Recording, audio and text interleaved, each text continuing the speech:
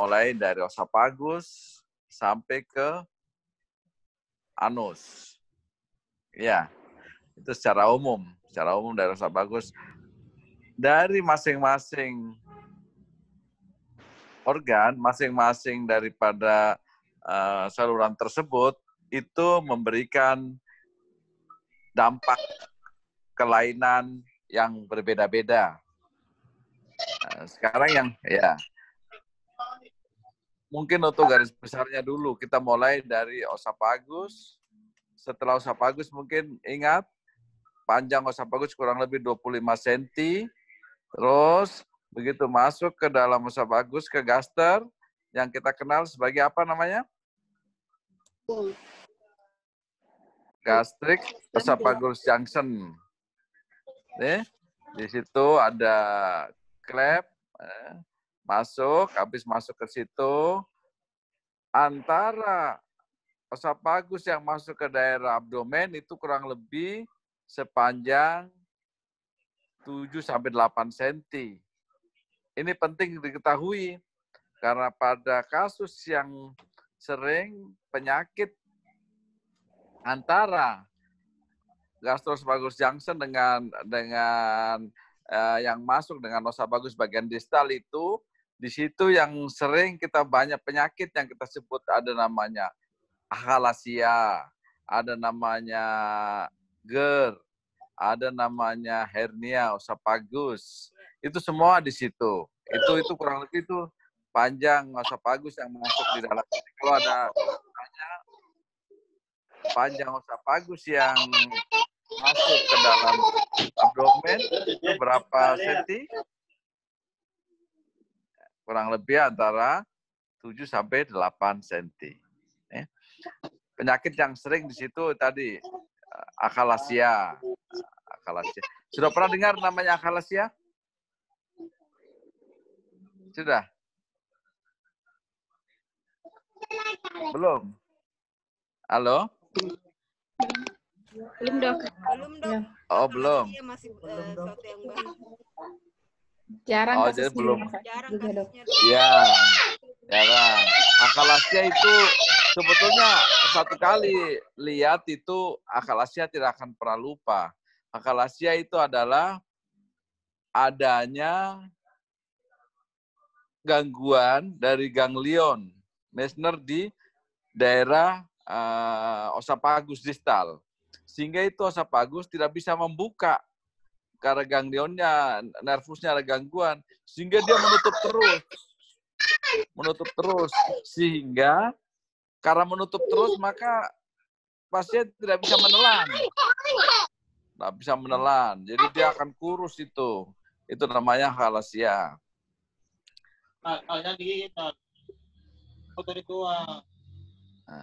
Terus berikutnya setelah dari osapagus gastric junction itu dia akan turun menjadi gaster.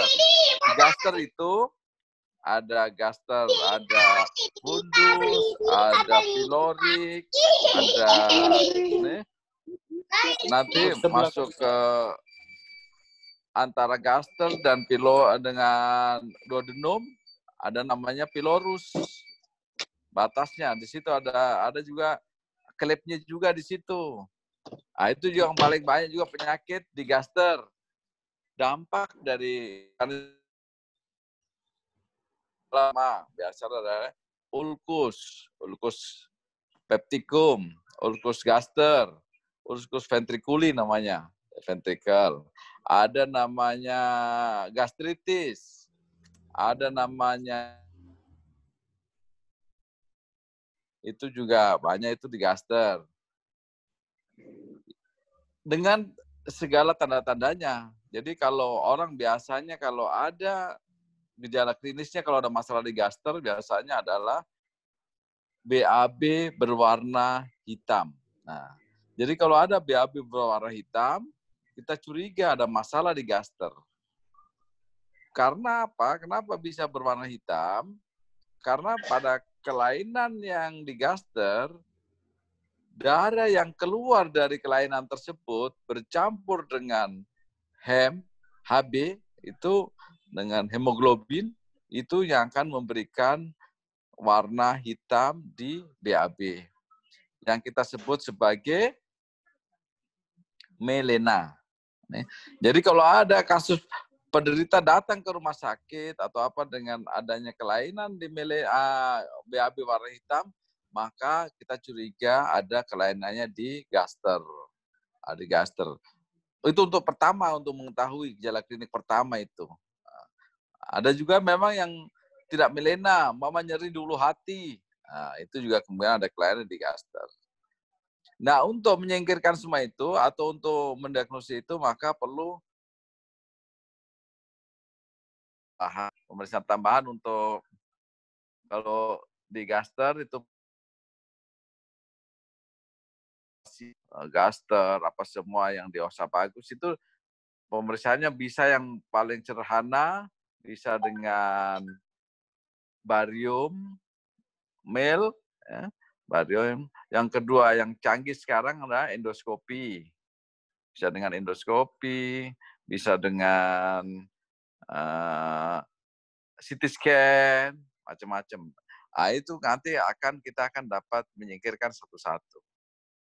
Itu di gaster tadi. Kalau di gaster itu dengan endoskopi juga bagus. Nah, gejala klinisnya adalah melena atau nyeri di ulu hati. Terus ke bawah lagi, distal, yaitu di antrum piloricum. Sering pada orang-orang tua kalau ada kelainan biasa karena ada tumor di pilorik. Itu khas. Itu kalau ada tumor di pilorik atau apa adalah gangguan atau hipertrofi pilorik, itu pas di daerah antrum pilorik itu akan menyempit dari parsial sampai total. Kalau parsial biasanya masih bisa lewat cairan, makanan. Tapi kalau yang total tidak bisa sama sekali. Itu akan nampak itu makan sedikit dia muntah. Gejalanya itu khas. Asal makan muntah, akan makan muntah. Maka kita curiga adanya kelainan di antrum piloricum. Antrum piloricum. Terus ke distal lagi di duodenum. Yang sering di duodenum adalah perdarahan di duodenum. Biasanya cabang-cabang dari arteri mesenterika superior atau arteri duodenalis. Itu kalau itu yang luka karena ulcus pepticum namanya. Itu perdarahannya hebat. Itu anemi sampai ya memberikan gejala anemi. Sama juga dia BAB warna hitam, tetapi tidak terlalu hitam seperti tear kayak yang di gaster.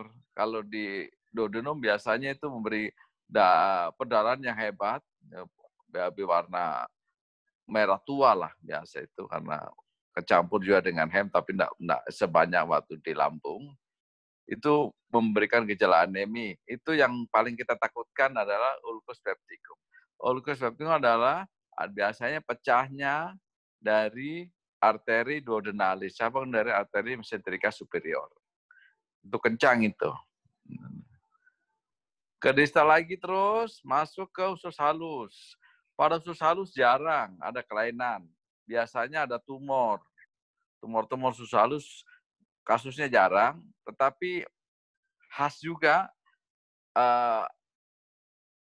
satu-satunya kelainan di dalam traktus gastrointestinal yang paling sulit diagnosisnya adalah suatu kelainan di daerah usus halus.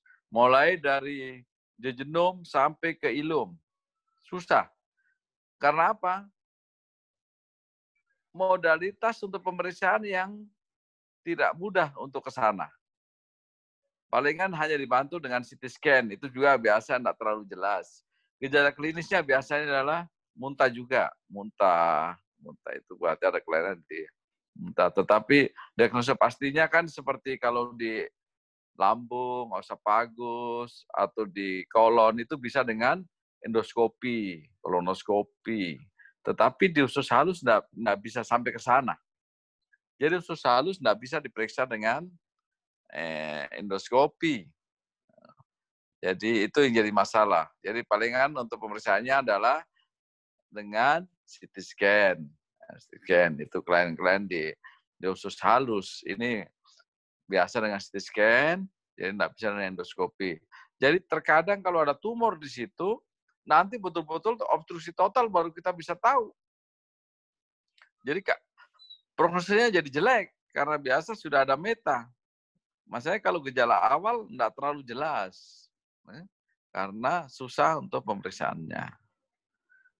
Tadi setelah duodenum, terus jejenom, terus ileum. Setelah ileum apa lagi? Apa setelah ileum? Apa? Kolon dan rektum. Setelah ileum dulu, awas. Zoikum.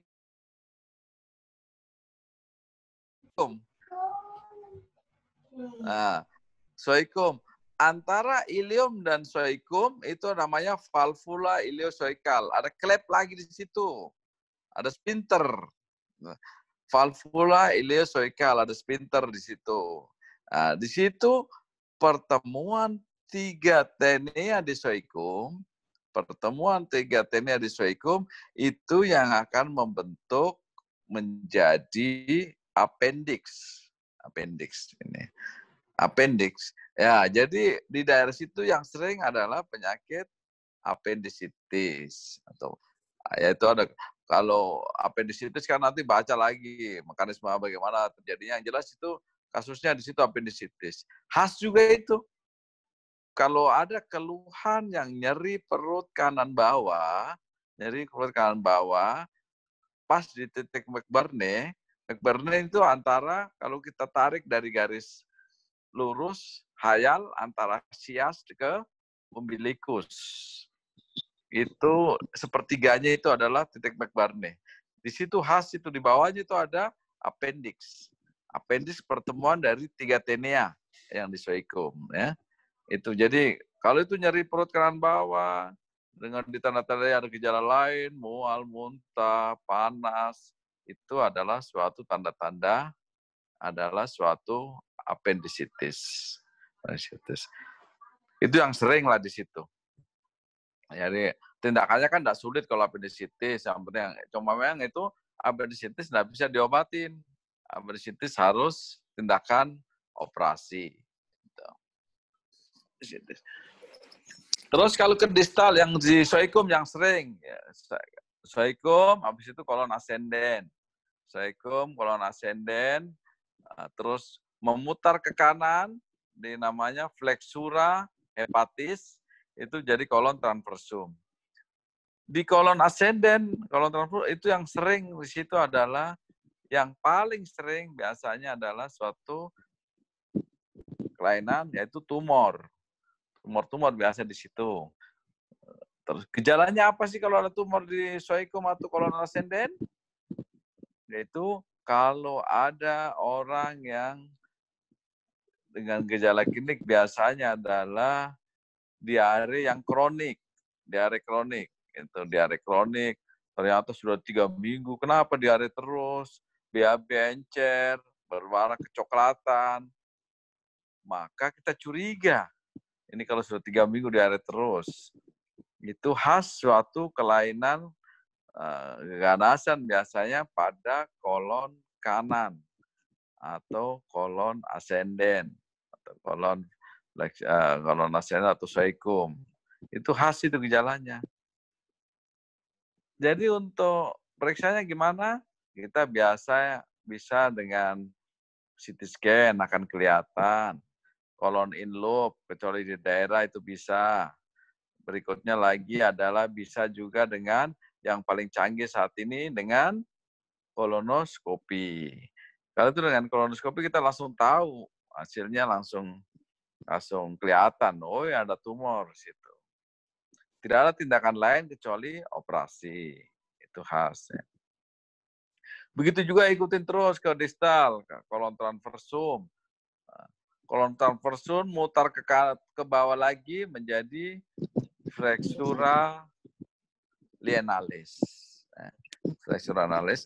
Setelah dari kolon transversum, mutar flexuralis menjadi kolon descendent. Sudah ada bayangan di kolon descendent? Nah, itu juga yang sering juga biasa adalah kolon descendent. Setelah kolon descendent, sigmoid.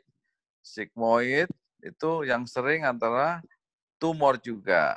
Ada kecuali tumor kolon, ada juga di situ yang sering ada di vertikal, ada juga kolitis, itu hal-hal itu yang paling. Tapi yang sering adalah keganasan, situ tumor. Gejalanya beda. Kalau pada kolon kanan tadi gejalanya adalah biasa diare. Diare.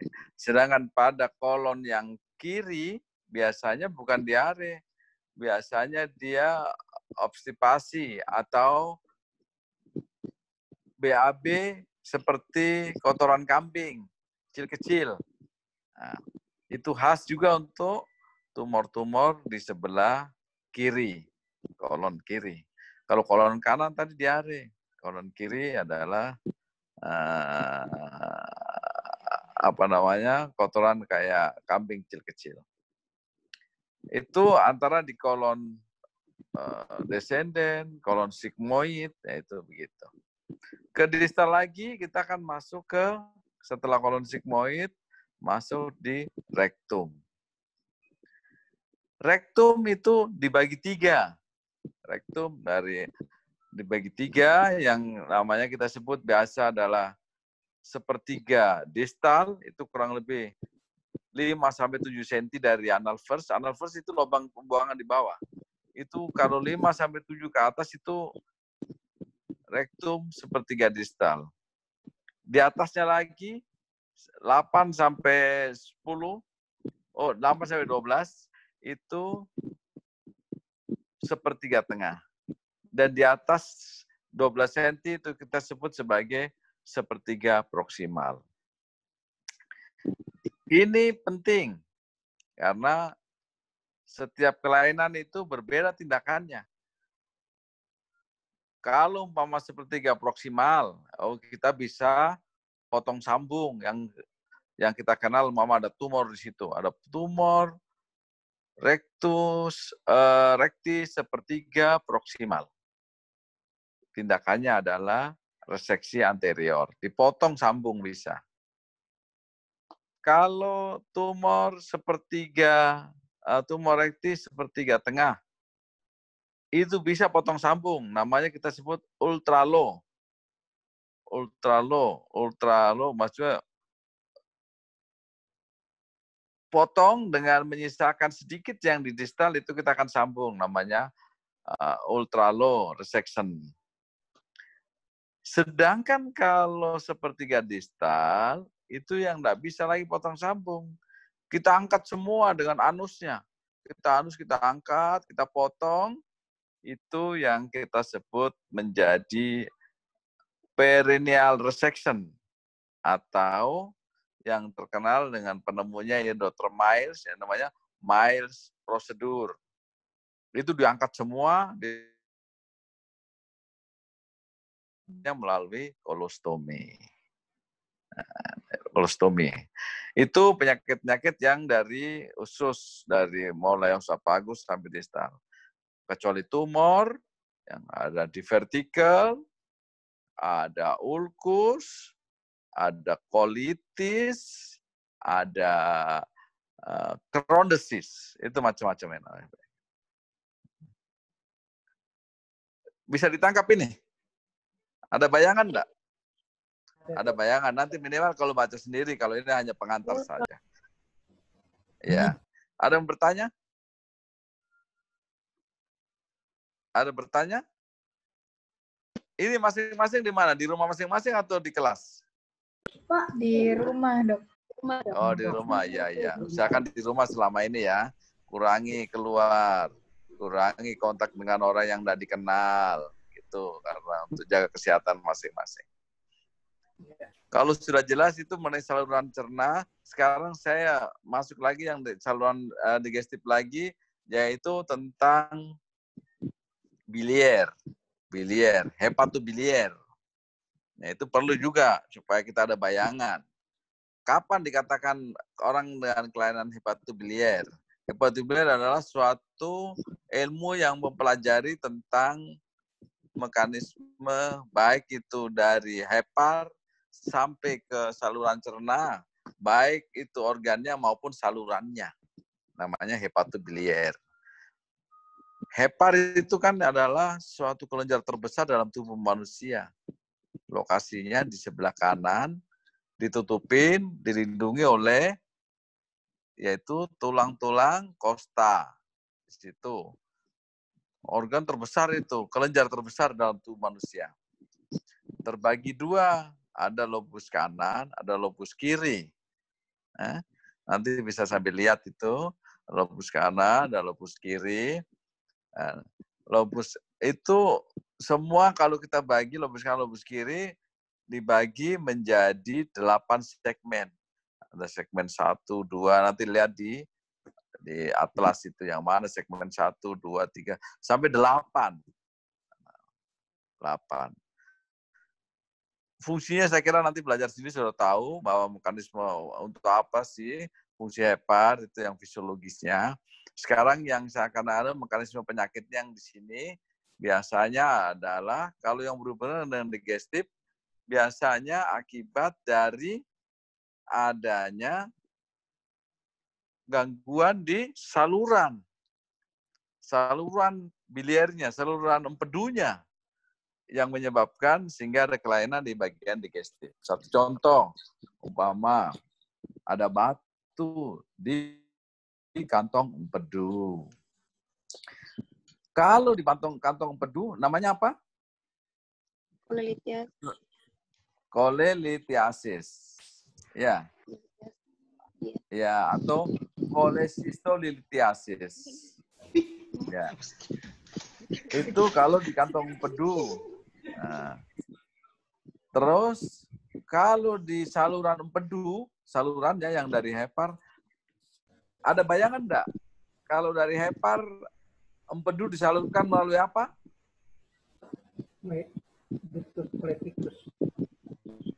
Duktus. Jadi dari hepar dulu ya. Dari sinus-sinus di hepar akan mengalirkan ke ductus hepaticus. Ductus hepaticus ada 2. Ductus hepaticus kanan, dextra, dan ductus hepaticus kiri, sinestra. Ductus hepaticus kanan dan ductus hepaticus kiri itu menyatu menjadi ductus hepaticus communis. Ya. Jadi ductus hepaticus communis. Turun lagi menjadi ductus, kalau yang ke kantong empedu namanya ductus apa? Ductus cysticus. Nah, jadi yang mengalirkan saluran ke empedu ke kantong empedu namanya ductus cysticus.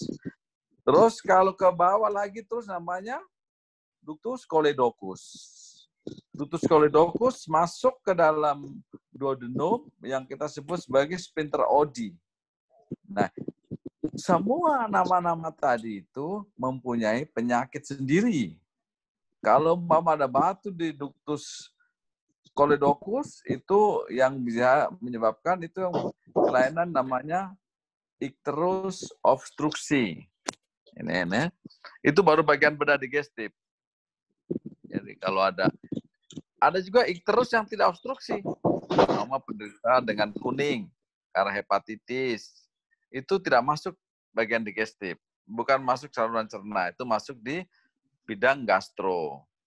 Sedangkan kalau akibat sumbatan batu di ductus choledocus yang kita sebut sebagai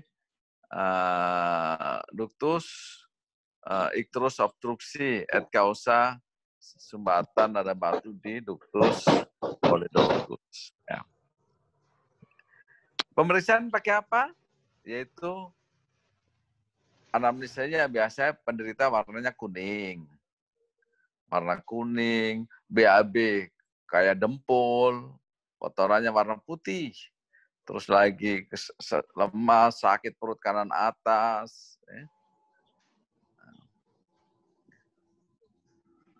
Sudah jelas di sini? Ada bayangan kan? Iya. Ya.